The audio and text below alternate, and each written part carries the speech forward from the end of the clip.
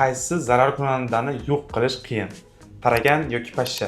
Holatga qarab o'zi, lekin pashsha. Pashsha yoki kaltakesi? Kaltakesi. Kaltakesi yoki chayon? Kaltakesi. Kaltakesi yoki klapa? Kaltakesi. Kaltakesi yoki sichqon? Kaltakesi. Kaltakesi yoki burga? Yo'q, kaltakesi. Kaltakesi yoki ilon? Kaltakesi. Kaltakesi yoki termitli? Termit. Termitli yoki klesh?